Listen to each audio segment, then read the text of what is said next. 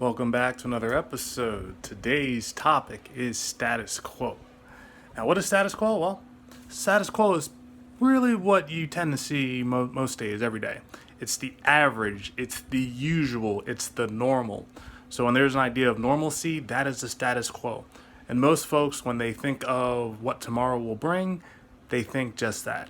When things change, though, that is the opposite of the status quo. Change is essentially the opposite of the status quo. When you have change, you know something different is coming.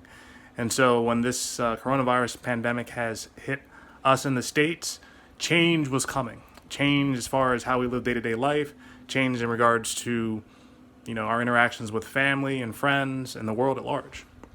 So the status quo, as you very well know, it is changing. And when I think about the status quo is a system. Now, one thing that I literally just thought about today was a system and a mindset are one and the same. It is really a process in which we actually take in information and we make decisions and we act on it. So, status quo is a system, and it's a system that is resistant to change. So it has certain rules that are the rules of how status quo is played, and that is the expectation each and every time you do it. It creates an idea of normalcy and expectations as far as what you can actually predict. So that's essentially how everything comes together. Now, in regards to status quo, that is a battle that I've been fighting my entire life. I remember growing up and being told that I was too smart to be black, that I was acting white, that I was thinking too big, or that I flat out just plain wasn't good enough. And there was always some label that someone was trying to associate me and my actions. I grew up with teachers, so my parents focused on me getting a great education and applying myself, and folks saw that as a threat. So they always felt like they had to say something against it. But what I do is I let my actions speak for me. So I don't really worry about the words that folks say, especially being much older now, be more mature. But you know what? That stuff hurts when you're younger, but you learn to go through it. I mean, especially with a name like Etzel, I mean, you can only guess what that rhymes with and how I got teased growing up. But again, you got to be able to go through that stuff. And probably one of the most powerful things I think I have seen this week was a quote by David Chappelle where he essentially says, "The hardest thing to do is to be yourself when others are watching." And that's a really big one, especially when it comes to status quo, because everyone wants to be popular. Everyone wants to be in this idea of normalcy or at a high status. But when you're yourself and you're genuine, I think that speaks more to your character than any of that other stuff ever could. And so I work to not play games by other people's rules. I really just work to be disruptive. I work to create my own rules. And so in dealing with everything that I have in life and dealing with just my actions and letting them speak for me, I've learned that I'm extremely talented at being disruptive. Now, I'm not talking about disruptive as far as taking attention away from a teacher during class or just interrupting the process of learning, but essentially being disruptive as far as pushing the status quo to the limit and creating change. I'm a big proponent of change. I'm an engineer. I'm always trying to improve something, whether it's a process or a mindset or anything that's really out there. That's what I do. I solve problems each and every day.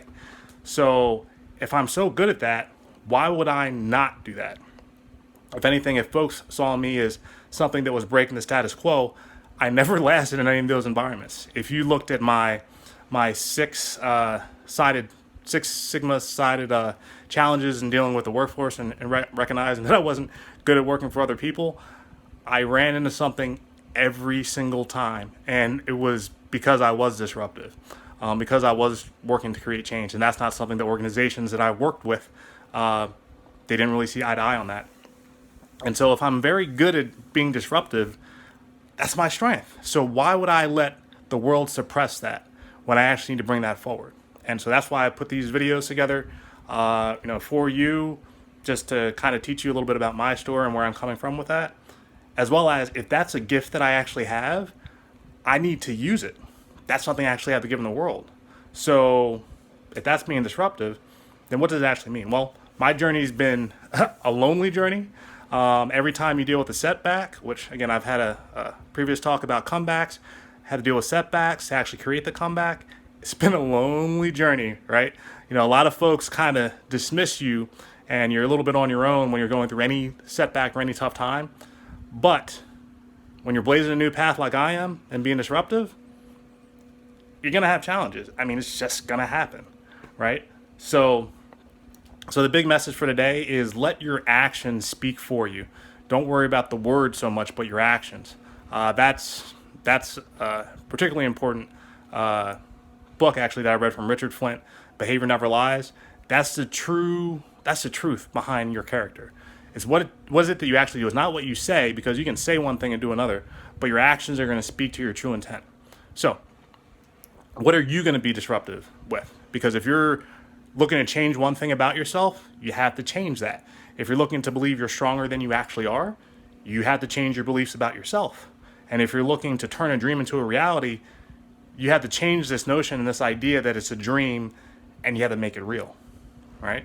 So the whole bucket list challenge that you're being a part of with me is how to actually change for the better. Change for the better of you, change for the better of your family, or whatever your actual goals are. So I hope this message rings true with you. Let's break the status quo together. Why don't you join me in being disruptive and share with me some of the ideas that you have, or some of the thoughts and the mission that you lay out in front of yourself of how you believe you can achieve that. All right, I appreciate you tuning in, and I'll catch you on the next episode. Bye.